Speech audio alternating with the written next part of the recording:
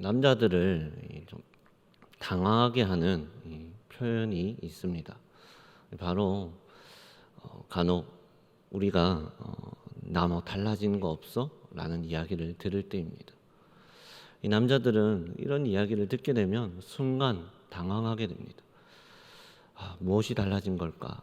이 아내나 여자친구로부터 그런 이야기를 듣게 되면 당황하면서 잠깐 멈췄다가 그제서야 무엇이 달라졌는지 살펴보게 됩니다. 그럼에도 아무것도 보이지 않을 땐 이 말문이 막힙니다. 이 남자와 여자의 시선 차이라는 그런 사진을 과거 인터넷에서 본 적이 있습니다. 이 사진에 있는 그림에는 이 남자와 여자의 어떠한 시선 차이가 있는지 표현되어 있는 그런 그림입니다. 이 동성인 친구를 만나게 되었을 때 이 여자와 남자의 차이가 그려져 있습니다. 여자는 동성인 친구를 만나게 되면 그 짧은 시간인데도 머리부터 발끝까지 그 모든 것을 봅니다. 그 사람이 입은 옷이 무엇이 달라졌는지, 그 사람의 모습이 바뀌진 않았는지, 그 사람이 살이 쪘는지 빠졌는지, 또는 그 사람이 풍기는 향기가 무엇이 바뀌었는지 여러 가지들을 다 확인합니다. 반면 이 남자는 오랜만에 만났던 친구이든 자주 만났던 친구이든 얼굴만 보고 그리고 확인이 끝이 납니다. 이런 이야기들을 보면 참 남자와 여자가 많은 차이가 있음을 보게 됩니다. 드라마를 볼 때에도 이 남자와 여자에게는 차이점이 나타나는 것 같습니다. 같은 드라마를 보아도 남자는 그냥 이 드라마의 줄거리와 스토리와 또 어떤 인물들이 나왔는지 딱 그 정도만 확인합니다. 그런데 같은 드라마를 보고 끝내고 나면 여자는 더 많은 것을 습득하고 있습니다. 이 배우가 지난번과 다르게 모습이 바뀌었던지, 아니면 귀걸이가 어떤 귀걸이를 하고 나왔는지, 어떤 장신구를 차고 있는지, 또 이 옷이 어떤 옷인지 여러 가지들을 확인합니다.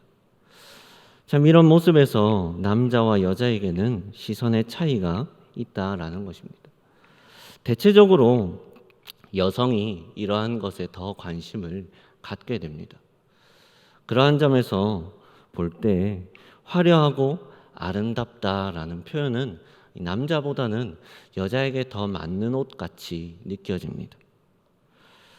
오늘 우리가 보았던 구절을 다시 한번 보면 너희 안일한 여인들아 일어나 내 목소리를 들을지어다 너희 염려 없는 딸들아 내 말에 귀를 기울일지어다 라고 기록합니다. 오늘 본문에 기록된 여인들, 딸들, 또 10절과 11절에도 여자들이라는 표현이 지속적으로 등장합니다. 이 본문에 기록된 여인들, 딸들, 여자들은 단순히 이 여성만을 뜻하지 않습니다. 그들의 모습은 이 부유한 사람들을 말하고 있는 것입니다. 부유하게 살아가고 있는 유다 땅에 살아가고 있는 백성들을 이야기합니다. 그들을 대표하는 격으로 이 여인들이라고 표현합니다. 그 이유는 간단합니다. 그들의 삶이 풍요롭고 그들의 삶이 안락함으로 마치 이 여인들의 모습처럼 나타나기를 화려함과 또 아름다움으로 세상의 즐거움으로 살아가고 있는 이 유다의 백성들을 표현하는 것이죠. 화려하고 걱정 없이 살아가고 있었습니다. 정말 이 갖출 것이 더 이상 부족할 것이 없는 그런 삶을 살아가고 있는 이들의 모습입니다. 그런데 이 모습을 말씀이 기록한 이유가 무엇일까요? 무엇이 이들에게 문제가 있었기에 그들이 누리는 향락과 화려함과 즐거움이 풍요가 무엇이 문제가 있었기에 말씀은 이렇게 기록하고 있습니까? 바로 그 나라의 상황이 좋지 않았기 때문입니다. 이들은 풍요로워 보이고 부유한 그들의 삶이 여전히 무너지지 않을 것 같고 부족한 것이 없는 듯 그렇게 살아가고 있었지만 이들의 나라는 좋은 상황이 아니었습니다. 아수르의 왕 산헤립이 유다를 침공했을 때 히스기야 왕은 하나님께 간절히 기도했습니다. 이 나라를 구원하여 주실 것을, 이 나라를 보호하여 주실 것을 하나님께 간절히 구했습니다. 하나님은 그 기도를 들으시고 그 나라를 구원하여 주셨습니다.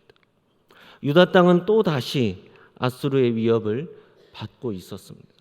그런데 백성들의 모습은 이전 히스기야의 왕이 기도했던 그 모습과는 달랐습니다. 분명히 그 나라가 아수르에 의해서 위협을 받고 있음에도 그들은 풍요로움에 취해서, 자신의 즐거움에 취해서 그저 자신이 평안하다 그렇게 생각하며 살아가고 있었습니다. 이 위협은 바로 이 백성들의 타락에서 비롯되어졌습니다.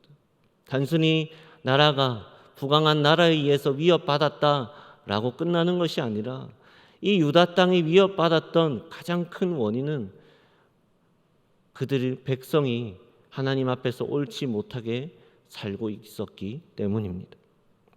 백성들에게는 영적인 타락함과 교만과 불의가 만연했습니다. 더 이상 하나님을 쫓지 않는 모습으로 그들의 삶이 하나님을 바라보고 하나님을 기뻐하기보다 자신의 가진 것을 더 기뻐하고 영적인 그 타락함과 음란함으로 살아가고 있었습니다. 그들은 오늘 이 본문처럼 안일함으로 살아가고 있었던 것이죠. 염려하지 않는 삶이 그저 그들의 눈에 보이는 것만 믿고 살아갔기 때문입니다. 사랑하는 성도 여러분, 오늘 이들이 염려하지 않고 안일함으로 살아갔다라는 그 표현의 뜻은 말씀에 근거한 평안과 안식이 아니라 그저 이 죄가 주는 거짓된 안락함에, 죄가 주는 그 안락함에 찌든 상태로 살아가고 있었던 것입니다. 이들은 더 이상 하나님을 찾지 않고 자기 만족과 허영심과 교만함으로 살아가고 있었습니다. 이것이 오늘 본문이 말하고 있는 여인들의 모습입니다. 여러분, 이들은 기도해야 할 때 기도하지 않습니다. 히스기야는 기도해야 할 때 기도했습니다. 그런데 오늘 이 유다 땅의 백성들의 모습은 이 나라가 위기에 처해 있음에도 그것을 위기로 보지 않고, 이 나라가 어려움에 처해 있음에도 그것을 돌이켜보지 않고 위기의식이 없이 기도하지 않고 살아갑니다. 깨어 있어야 할 때 깨어 있지 않은 채 살아가고 있는 것입니다. 여러분, 우리의 삶도 그러할 때가 있습니다. 인생을 살아갈 때 우리는 깨어 있어야 할 때 깨어 있어야 함에도 깨어 있지 못하고 잠들며 살아가곤 합니다.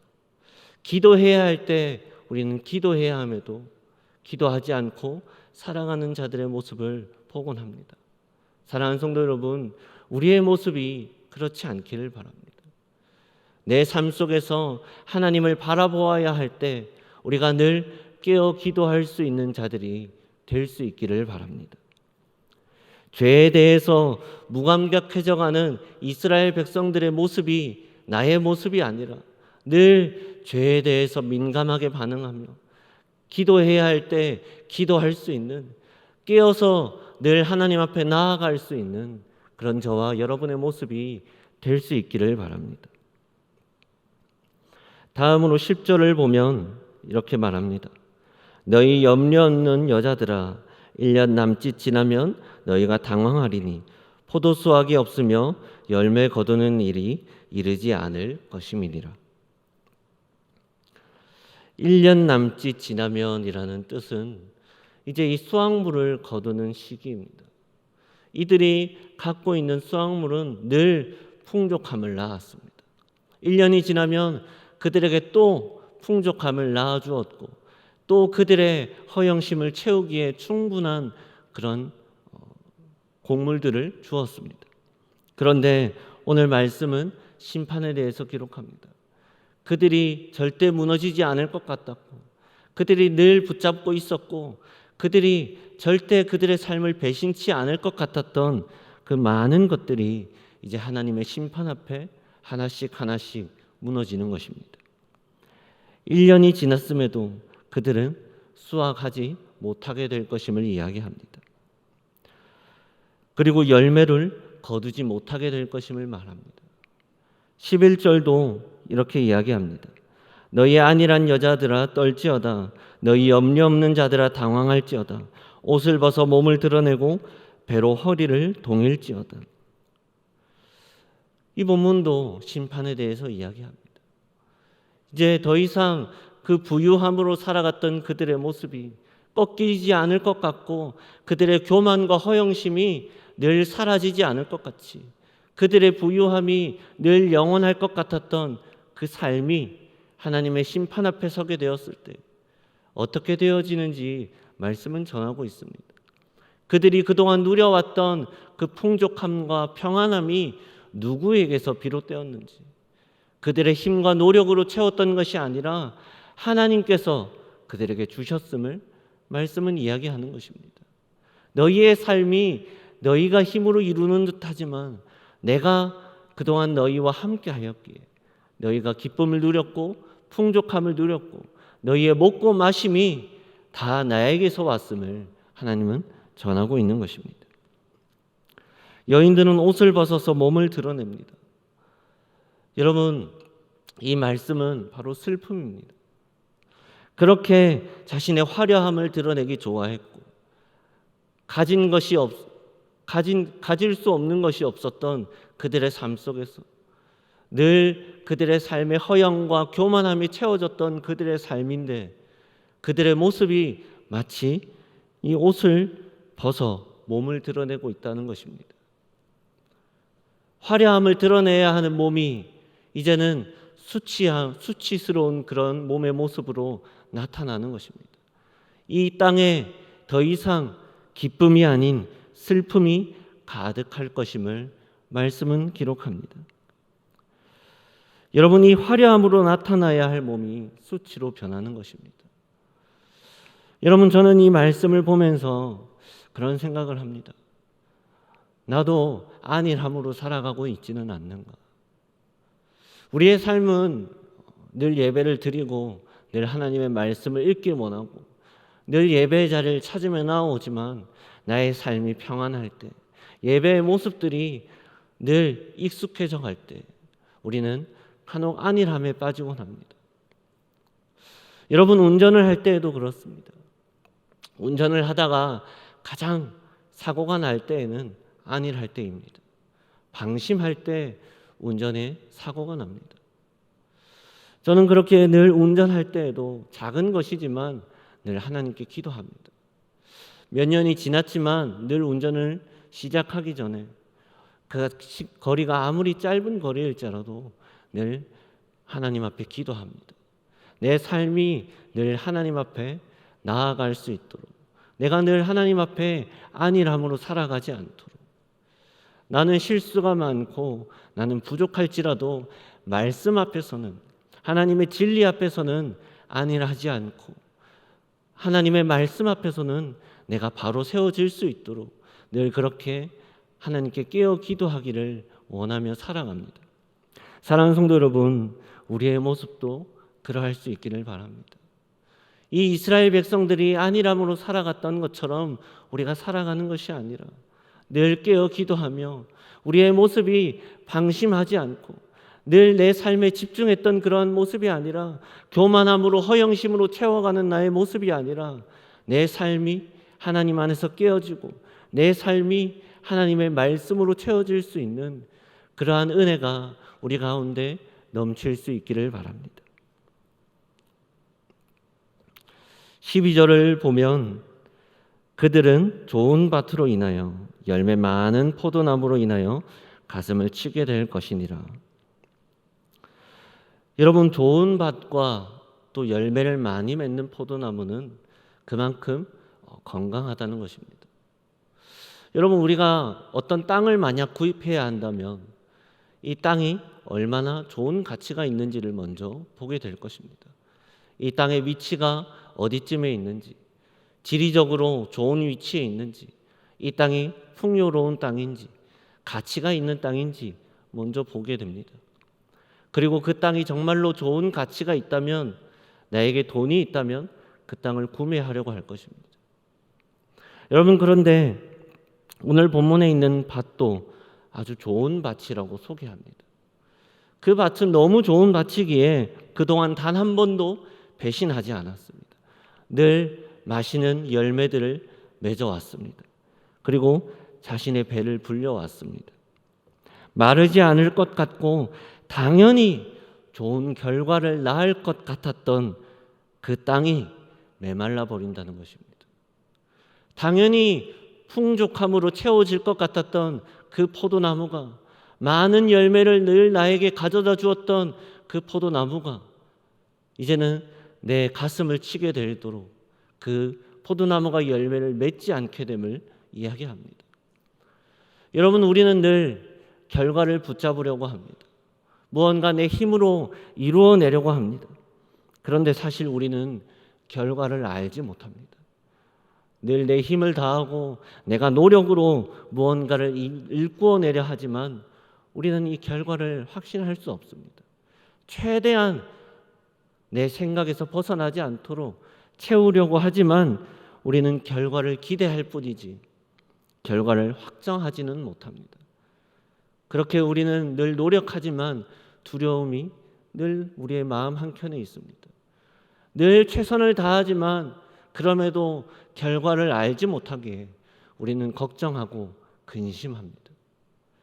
결과가 내 안에 있지 않기에 내가 붙잡으려고 하면 할수록 우리는 두려워하고 우리는 근심에 빠지기 마련입니다.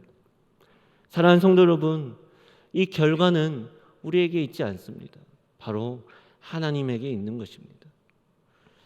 하나님은 그 모든 결과를 아십니다. 그 끝을 아시는 분이 되십니다.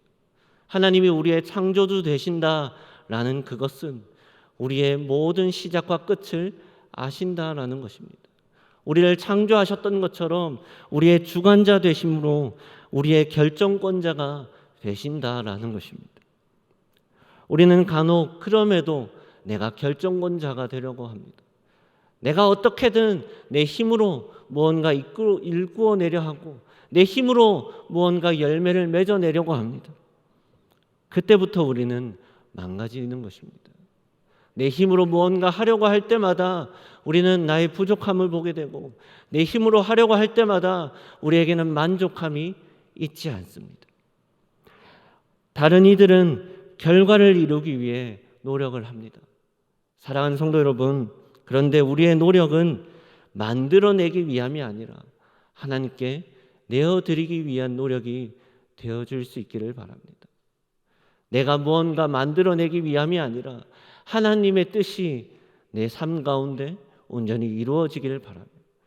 결과가 하나님께 있기에 내가 최선을 다하며 하나님의 뜻이 나를 통하여서 비춰질 수 있기를 바라며 우리가 그러한 노력으로 하나님께 나아갈 수 있기를 바랍니다.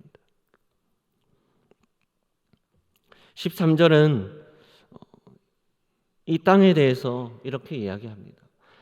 가시와 찔레가 나며 희락의 성읍 기뻐하는 모든 집에 나르니.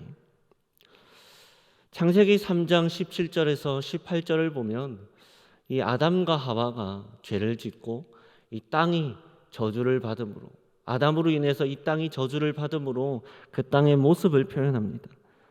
땅은 너로 말미암아 저주를 받고 땅이 내게 가시덤불과 엉겅퀴를 낼 것이며. 여러분, 오늘 이 본문이 말하고 있는 것은 바로 심판입니다. 그들의 삶이 하나님 앞에 옳지 못함을, 마치 이 아담과 하와가 하나님 앞에 죄를 범함으로 그 땅이 더 이상 좋은 소작물을 내었던 것이 아니라 그 땅이 저주받음으로 그 땅이 메말라 갔던 것처럼 오늘 이 유다 땅의 백성들이 그토록 편안하게 누리며 배신하지 않을 것 같았던, 그들이 확신했던 그 모든 것이 사실은 하나님이 그들에게 주셨다라는 사실을 깨닫게 할 뿐만 아니라 그들의 힘으로 행했던 것이 아님을 하나님은 전하고 있는 것입니다. 이 심판을 통하여서 이들이 교만하지 못하게 합니다. 이들의 모습 속에 무엇이 중요한가를 다시금 되새기게 합니다. 이들이 그동안 하나님을 붙잡지 않았고 그들의 그 풍요로움 속에서 하나님을 바라보지 않았던 이들의 삶 속에 하나님이 지금까지 함께 하셨고 하나님이 우리의 삶의 주권자 되심을 명확하게 드러내고 있는 것입니다. 마지막 15절을 보면 이렇게 이야기합니다. 마침내 위에서부터 영을 우리에게 부어주시리니 광야가 아름다운 밭이 되며 아름다운 밭을 숲으로 여기게 되리라. 이 아이들에게 제자 훈련을 하거나 이 아이들에게 성경 공부를 가르치게 되면 이 교육자가 늘 아이들에게 한 번쯤 하는 질문이 있습니다. 구원받았는지 묻는 것입니다. 너는 구원받았니? 라고 묻게 됩니다. 이 질문을 듣는 아이들은 여러 아이들의 대답들이 있겠지만 어떤 아이들은 확신으로 내가 구원받았습니다 라고 대답하는 아이들도 있지만 고민에 빠지는 아이들도 있습니다. 구원받았는지에 대한 그 질문을 듣게 되면 내가 내 모습을 돌아볼 때 초라하고 자격이 없는 것 같고 내 죄가 내 눈에 보여지기에 차마 확신 있게 말하지 못합니다. 내가 정말로 구원받았을까? 라는 고민에 빠지는 아이들이 종종 있습니다. 여러분은 어떠합니까? 우리의 모습은 구원받았습니까? 우리가 이 자리에 나와서 하나님의 말씀을 듣고 늘 하나님께 예배하며 찬양하며 나아가지만 사랑하는 성도 여러분, 우리는 구원받은 자녀로 살아가고 있습니까? 여러분, 이 구원이란 무엇입니까? 우리는 늘 구원받아야 된다 그렇게 표현하고 말을 하지만 여러분, 도대체 이 구원이란 무엇입니까? 여러 가지 말로 표현할 수 있겠지만 구원은 변화입니다. 여러분, 우리가 구원받았다라는 것은 우리의 삶의 변화가 나타나는 것입니다. 변화된 자로 살아가는 모습인 것입니다. 내가 어떻게 구원받았는가? 내가 정말로 구원받은 자로 살아가고 있는가? 여러분, 그것을 우리가 어떻게 알 수 있습니까? 바로 변화됨으로 알 수 있는 것입니다. 내가 구원의 확신이 있고 저 사람이 구원을 받았는지 안 받았는지 우리가 정확하게 말할 수 없지만 내 삶이 어떻게 구원의 확신을 가질 수 있느냐? 여러분, 그것은 우리의 삶의 변화로 나타나는 것입니다. 구원받은 자에게는 변화가 있어야 합니다.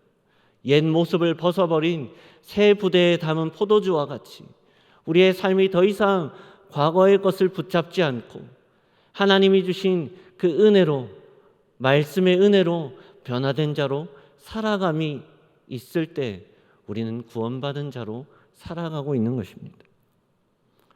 여러분, 그렇다면 우리는 어떻게 변화될 수 있습니까? 내가 내 지식으로, 내가 의지적으로 노력하면 우리가 변화될 수 있을까요? 내가 성경에서 보았던 것들을 내가 의식적으로 생각하고 그것을 붙잡기 위해 내 힘과 내 노력으로 최대한 지키려고 하면 우리가 변화된 자로 살아갈 수 있을까요? 여러분, 그렇지 않습니다. 그렇다면 우리는 어떻게 변화될 수 있습니까? 바로 성령이 내게 임할 때입니다. 오늘 이 말씀처럼 주의 영이 우리에게 임할 때 우리에게 변화가 나타납니다. 하나님의 영이 우리에게 있을 때 우리는 구원받은 자로 살아가게 되는 것입니다. 광야와 같은 삶에 기쁨을 노래하는 사람이 있습니다. 그 삶이 누가 보아도 평탄하지 않고 누가 보아도 즐겁지 않고 누가 보아도 슬픔이 가득한 인생 같은데 그럼에도 기쁨을 노래하는 사람이 있습니다. 어떻게 그럴 수 있습니까? 그 사람이 그저 생각적으로 정신을 놓아서 단순히 그런 이유 때문에 그 사람이 기쁨을 누릴까요? 로마서 4장 18절을 보면 아브라함이 바랄 수 없는 중에 바라고 믿었다라고 기록합니다. 우리는 소망을 품을 수 없는 상황에 하나님의 백성은 소망을 품어야 합니다. 기뻐할 수 없고 평안하지 않은 그 상황 속에서 우리는 기쁨과 평안을 누립니다. 바로 성령이 내게 임할 때 그렇게 살아갈 수 있는 것입니다. 여러분, 우리의 삶을 되돌아보게 됩니다. 우리는 사실 기뻐할 수 없는 삶을 살아갑니다. 우리의 삶은 늘 치열하기도 하고 우리의 삶은 늘 어려움을 마주하며 살아갑니다. 늘 작든 크든 인생의 고락 앞에서 눈물을 흘리기도 하고 근심하기도 하고 두려워하며 살아갑니다. 내 자녀를 볼 때, 내 부모를 볼 때, 내 육신을 볼 때, 세상을 바라볼 때 우리는 기쁨을 얻기 어렵습니다. 고개를 이리저리 돌려보아도 우리는 만족함을 누리기 어렵고 기쁨을 찾기 어려운 시대 속에서 늘 우리의 인생의 삶은 사실 기뻐할 수 없는 삶입니다. 우리는 평안하길 원하지만 사실 평안함을 누리는 삶과는 먼 삶을 살아가곤 합니다. 도저히 그럴 수 없는 삶을 살아갑니다. 그런데도 우리는 기뻐하며 살아가야 합니다. 어떻게 그럴 수 있습니까? 성령이 내게 있을 때 우리는 그럴 수 있는 것입니다. 우리는 기뻐할 수 없지만 그 속에서 기뻐할 수 있음은 하나님이 나와 함께 하시기 때문일 것입니다. 우리가 인생의 어려움이 내 안에 너무나 가득할지라도 눈물 말고는 설명할 수 없는 인생의 걸음일지라도 우리가 기뻐함은 이 땅이 끝이 아니라는 확신과 구원이 우리에게 있다는 것, 그것이 나에게 소망을 품게 만들고 내가 눈물 속에서도 내가 슬픔 속에서도 기쁨을 노래할 수 있는 것입니다. 주님이 나의 목자 되시며 나의 쉴 만한 물가로 인도하시니 내가 험한 골짜기를 다닐지라도 주의 막대기와 지팡이가 나를 지키시기에 늘 주님께서 나를 좋은 곳으로 인도하시며 나를 선한 길로 인도하실 것을 우리가 확신하고 믿을 수 있기에 하나님의 말씀이 그렇게 말하고 있기에 우리는 기뻐할 수 있는 것입니다. 사랑하는 성도 여러분, 저와 여러분의 삶이 늘 하나님 안에 머물러 있기를 바랍니다. 우리의 삶이 늘 하나님이 주시는 확신과 구원함으로 채워질 수 있기를 바랍니다. 성령의 영이 내 안에 임함으로 우리가 기쁨을 누리며 내 삶의 어려움을 마주하기보다 하나님이 주시는 그 은혜의 기쁨이 우리 안에 가득할 수 있기를 바랍니다. 이번 어린이부 성경학교의 주제가 예수님처럼 선택해요입니다. 이 주제를 선택했던 이유는 이 아이들이 세상 속에서 높아지기를 원하고 재물을 원하는 것이 아니라 이 땅에서 하나님 예수님처럼 높아지는 것이 아니라 섬기는 자로 살아가길 바랍니다. 재물을 붙잡고 살아가는 것이 아니라 하나님을 붙잡고 살아가는 아이들이 되기를 바랍니다. 이 아이들에게 이웃을 사랑하며 용서와 사랑함이 이 아이들의 삶에 가득하기를 바라며 예수님처럼 선택해오라는 주제를 잡게 되었습니다. 그런데 이 주제를 잡고 보니 어떻게 이 아이들이 예수님처럼 선택할 수 있을까라는 생각을 하게 되었습니다. 과연 이 아이들에게 성경학교 기간 동안 잘 가르치고 지식적으로 불어넣으며 반복된 활동과 지식을 이 아이들에게 풀어넣으면 이 아이들이 그렇게 살아갈 수 있을까? 그렇게 생각해 볼 때 답이 아니었습니다. 어떻게 하면 이 아이들이 정말로 예수님처럼 선택할 수 있을까? 그 모습이 어떻게 하면 그렇게 되어질 수 있을까?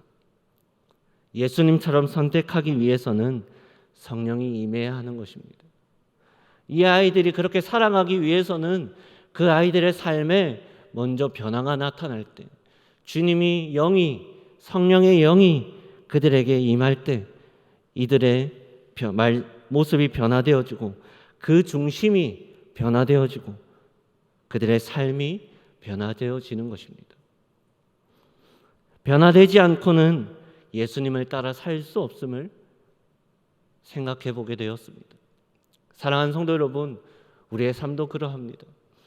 우리가 아무리 의지적으로 외친다 할지라도 우리에게 성령의 영이 임하지 않으면 우리는 예수님을 따라 살아갈 수 없습니다. 우리는 주님이 우리와 함께 하시지 않으면 우리는 살아갈 수 없는 자들입니다. 변화된 자로 살아가는 것, 그것은 주의 영이 우리에게 임했을 때입니다. 사랑하는 성도 여러분, 말씀을 맺길 원합니다. 오늘 이 말씀 속에 나타났던 여인들과 같이 우리의 삶이 안일하지 않기를 바랍니다. 우리의 신앙이 안일함에 빠져서 허영함과 교만함으로 살아가지 않기를 바랍니다. 늘 말씀 앞에 깨어서 하나님의 말씀이 무엇을 말하고 있는지, 하나님의 말씀이 나를 향하여 무엇을 전하고 있는지 우리가 말씀 앞에 깨어 기도할 수 있는 자들이 되어질 수 있기를 바랍니다. 그럴 때 오늘 이 말씀의 마지막처럼 우리에게 회복이 임할 줄 믿습니다.